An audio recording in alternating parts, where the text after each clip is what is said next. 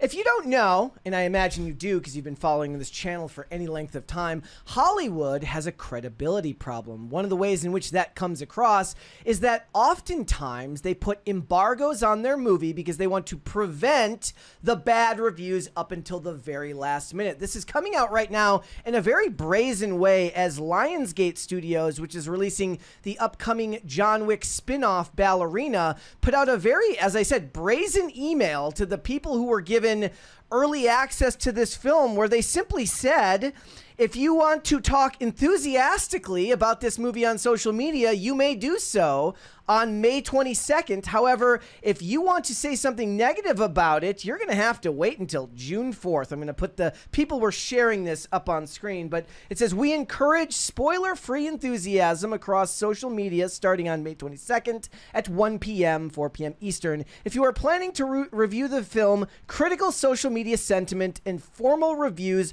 are embargoed until Wednesday, June 4th, at 3 p.m. So Wednesday, June 4th at 3 p.m. is like right up until the release of the movie, which obviously was that the day before the earliest? Thursday previews will give you the earliest access to this film.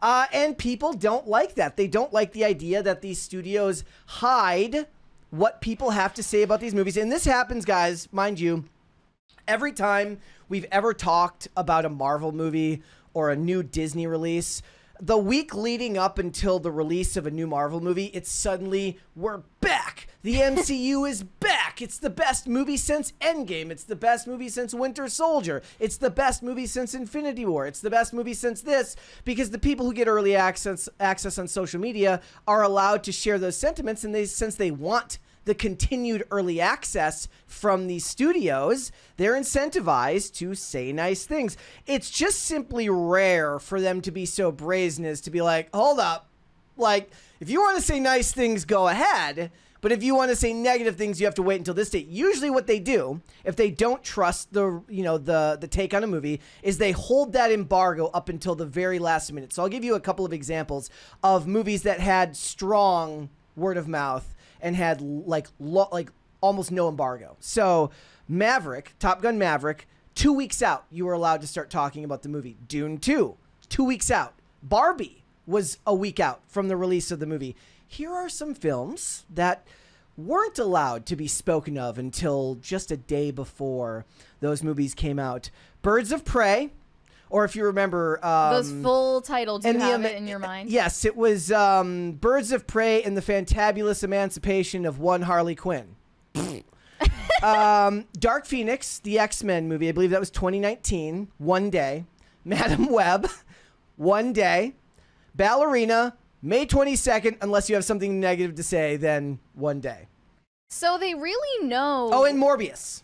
Oh, right. And Morbius. So they're not stupid. They know when they're putting out a movie that is objectively Yes, bad. they absolutely do. So it is a good rule of thumb is the farther out the embargo is released, the more faith that studio has in the film. Now, superhero movies for a while kind of obfuscated this, because if they have post-credit scenes or if there are spoilers that may ruin it for people who are like these Marvel movies, which are front-loaded, where people go right on the first weekend and then the business can die off real quickly, they would hold those reviews because they don't want the spoilers getting out until the very last minute or the post-credit scenes. But in general, when we're talking about regular movies, if a movie is held in embargo up until that last minute, they don't have any faith in it. And this studio, Lionsgate especially, in the last couple of years, this is one of those studios that I find to be really fascinating, because on its face, it makes movies that I should love, like me specifically, like my genre of movies. So last year was Boy Kills World. Nobody went to see it. The Crow scarred me for life. Yeah. The Crow reboot was... scarred me for life. The angriest you've ever been in one of our movie reviews, I think. Borderlands, which everybody hated and it made no money. The Killer's Game, which I thought should have been great with Dave Bautista. Nobody went to see it. And then, of course, Hurry Up Tomorrow, which is now rightly being panned as the worst thing that Jenna Ortega has ever been a part of.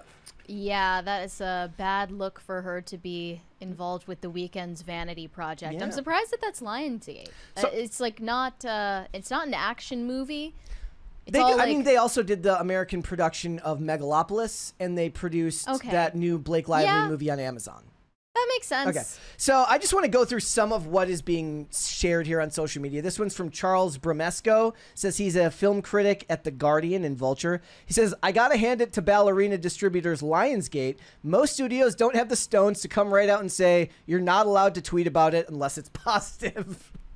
You're only allowed to tweet about it if it's positive. Yeah, you would think they'd have smarter ways of like buttering these reviewers up, invite them to an exclusive event, give them the feeling that they have special access, and just a flat out regular embargo would have done the trick, right? Mm-hmm. Yeah. But they expected these reviewers not to leak the email? That part is How kind is of that? No. That part doesn't shock me because again, most of these people still want access. So they won't leak the email, even though someone did leak the email. But I'm guessing that they just assume they're like, oh, if you want to keep reviewing our movies. Now, here's the thing. Maybe if it's Disney, they can expect people to hold their silence because losing out on Disney loses out on market share for stuff you want to cover. Mm-hmm. But will a movie reviewer go under if they don't get early access to Lionsgate movies? No. This person says, something feels a little bit off about my ballerina embargo. And it was covered, of course, by regular news sites. World of Real was the first person that I saw covering this, and also comicbookmovie.com covered it. There are some of the positive reviews on here. But then the thing is if you go read these now, it's like me when I read the Marvel, the little snippets about Marvel movies. I don't take any of it seriously because if you're in the audience right now and you're watching the stream, you don't either because you understand that early access usually comes with some sort of strings. And even if it doesn't, what it tends to be, or at least what I imagine it is that you just kind of are excited anyways, and it colors your view of the movie. So you're like, oh, I didn't like it, but I've got good feelings in general. Therefore, I'm going to go easier on it. It may not even be a concerted effort by all of them. It may just leak into how they view the experience because they were given early access to it. Maybe not for a Guardian reviewer who's been doing it for a long period of time, but if you're a social media creator and this happens, absolutely. We've been accused of that. I mean, we don't get early access to anything. That was just, plus, it was funny when it did happen. We were invited to do press for Mr. Bircham, the cartoon series that Daily Wire put out. What was that, 2023 or 24? Last year. That was last year. And we just did press for it and then put a video up, and then we did a separate video for our review. And we said positive and negative things about the show. Doesn't matter. And then all the comments were like, your access shills, like you're just, you're being forced to give it a positive review because you're being paid, you're being incentivized somehow. And I was like, I liked Lady Ballers more than Mr. Bircham, but like the second half and not the anti-woke humor. That was like the stuff at the very beginning. I don't even remember it enough at this point. We have a 20 from Pop Culture Junkie. Having had my ass booted out of a number of future junkets in the 80s due to my negative reviews of films from the same studio, Lionsgate's behavior does not surprise me. Also, okay, so here's the thing. I post pretty regularly on X about new movies that are coming out, and one of the things that people say is, but you like everything. So you can't even accuse me of that. Because people stereotype you that way, but you actually don't like everything. You're just more likely to give something the benefit of the doubt than I am most of the time. Well, I mean, I'm literally I just hope everybody had fun. It's it's one of the things that ends up on the anti-critic or the anti-consumer bingo card is like making movies is hard, and that's like a retort that people use against when you give a negative review. They're like, but making movies is difficult. Now the thing is they're right. It is, but that doesn't make a bad movie good. Well, I have no interest in Ballerina, and see, I do, and I'm going to see it. It's spin-off slop. That's what it is, and that's fine if you are interested in spin-off slop. But let's not pretend that it's something original and actually interesting. It's just. Well, here's the thing. It's part of a genre that doesn't John need to. Wick's cinematic universe. It's part of a genre that doesn't inherently need to. Like, one of the criticisms I did see of people on here was people talking about, like, the story is lacking. I'm like, do you remember the original story? Do you remember how convoluted it got after part one and part two? They didn't even they weren't even necessarily going to finish the John Wick movies at 4, right? Are they going to? He's doing another one. They're doing another one. I don't know how he's going to do another one. Even though in the end of the last one, he seemed to have died. And they're also doing a prequel about the impossible task that he completed that helped the Russian mob. And they're doing it animated, which I hate. Plus the TV shows, which flopped. The Continental did fine, but it's like fine in regards to like what Peacock numbers are. Right? And they're also doing a Kane spinoff based on the blind assassin. He was actually, if I'm being honest, the best part of that movie. Okay, nobody has any interest in a TV show about. No, he's doing a movie, not a TV show.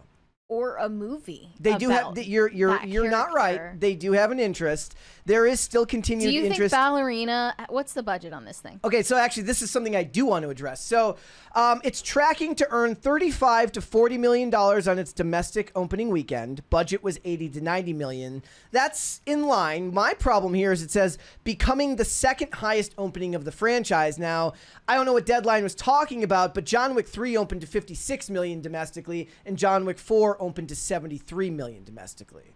So when you're looking at a budget in that range, 80 to 90 million is still high, but I think a 40 million opening is okay.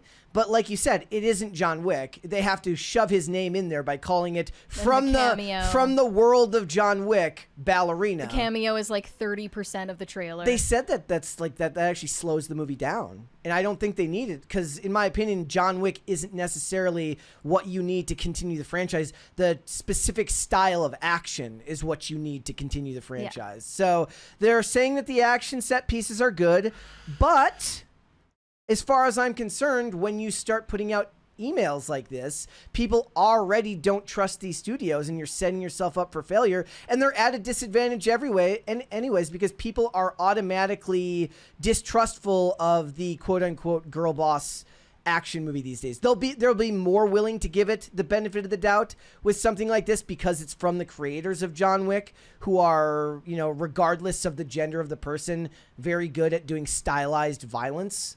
So there's every chance that it ends up being good, but they're setting themselves up for failure with the audience's future trust by putting out emails like this. Another 20 from Jose Quintana. Happy Memorial Day weekend. Mission Impossible 1000 was quite enjoyable.